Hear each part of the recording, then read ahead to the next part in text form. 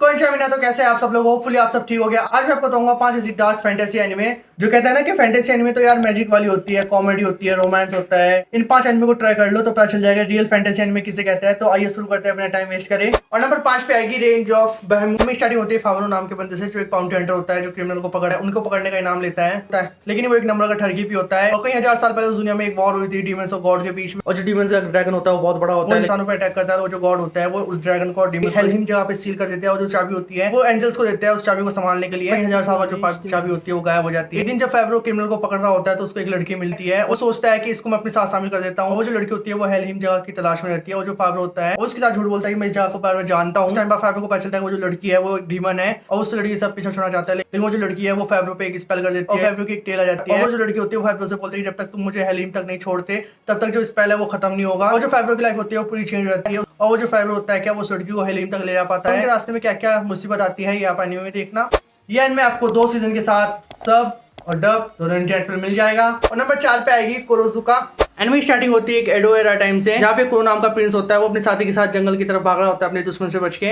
और वहाँ पे जब वे दोनों जंगल के बीचों बीच पहुंचे तो वहाँ पे उनको एक घर दिखाई देता है। और जब वे दोनों उस घर पे जाते हैं तो वहाँ पे एक लड़की रहती है। तो उसको बोलते हैं हमें यहाँ पे एक रात गुजारनी है। और वो जो लड़की होती है उनको हाँ कर देती है। और जो कुरो होता है वो कुछ टाइम बाद उसको पता चलता है वो जो लड़की है वो नॉर्मल लड़की नहीं है, वो एक इमोर्टल टाइप की है जो हजारों साल से वहाँ पे जिंदा है। और उस लड़की की पावर छीनने के लिए उसके पीछे कई दुश्मन पड़े हुए होते हैं। लेकिन कुरो को धीरे धीरे उससे प्यार हो जाता है और वो डिसाइड करता है तुम्हारे दुश्मन से मैं तुम्हें बचाऊंगा। और जो लड़की होती है वो कुरो को अपनी इमोर्टल बनने की पावर देती है। लेकिन कुरो का जो साथी होता है वो दुश्मन से मिल जाता है, वो कुरो को खत्म कर देता है। जब कुछ टाइम बाद कुरो उठता है तो वो देख के रह जाता है कि मैं कहाँ हूँ, ये कौन सा शहर है। और उसको पता चलता है कि 100 साल बीत चुके हैं और उस कंट्री पे एक क्लेन राज करता है। और जो क्लेन होता है वो वही होता है जो कुरो के पीछे पड़ा हुआ था। और कुरो की लाइफ में क्या क्या स्ट्रेटजी आती है उसके बाद क्या कैसे वो हैंडल करता है सिचुएशन को, ये आप एनीमे में देखना।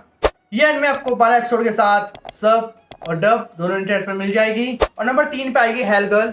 एनिमे स्टार्टिंग होती है ऐसी दुनिया से जहाँ पे अगर आपको कोई ब्लैकमेल करता है, आपको कोई परेशान करता है, कोई अगर पीछा करता है तो उसको छुड़ाने के लिए आप उससे परेशान हो जाते हो। 12 बजे एक वेबसाइट आती है हेल गर्ल नाम की। अगर आप उस पर अपना सिचुएशन लिखते हो, उसे सबमिट करते हो और जो हेल गर्ल होती है उस बंदे के पास आती है जिसने उसको मैसेज भेजा। वो उसको पूछती है कि मैं तुम्हारा काम कर दूंगी लेकिन मेरी एक शर्त ये रहेगी कि तुम्हारा काम होने के बाद जो तुम्हारी आत्मा है वो मेरे साथ जाएगी हेल में। और जो हेल गर्ल होती है वो उनको कैसे सबक सिखाते हैं जो उन लोगों को परेशान करता है, ये आप एनीमे देखना।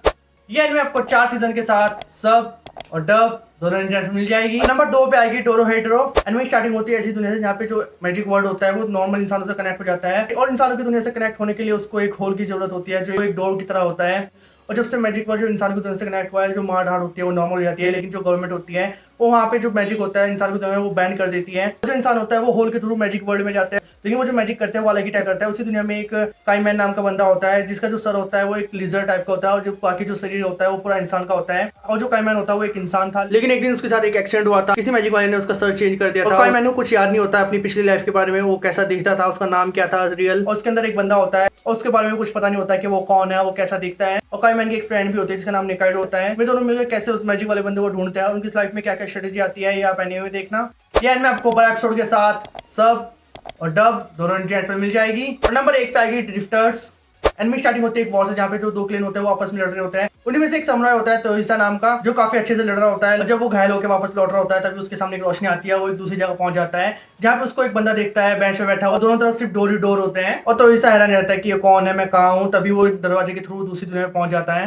जब वो दूसरी दुनिया में पहुंचता है तो वो 2 बंदों से मिलता है जो उसी की तरह इस दुनिया में आए हैं। और वो समझ नहीं पाता है कि मैं कहाँ हूँ, ये कौन सी जगह है। उस दुनिया में एक एंड्स नामक ग्रुप होता है जो इंसान को पूरी दुनिया से खत्म करना चाहता है। और जो ड्रिफ्टर होता है वो अलग अलग टाइम से उस दुनिया में आते हैं। और जो ड्रिफ्टर होते हैं कैसे साथ मिलकर उस एंड्स को रोकते हैं, क्या हम उस दुनिया को बचा पाते हैं नहीं बचा पाते, ये आप एनीमे देखना। ये एनीमे आपको 12 एपिसोड के साथ सब और डब दोनों इंटरनेट पर मिल जाएगी।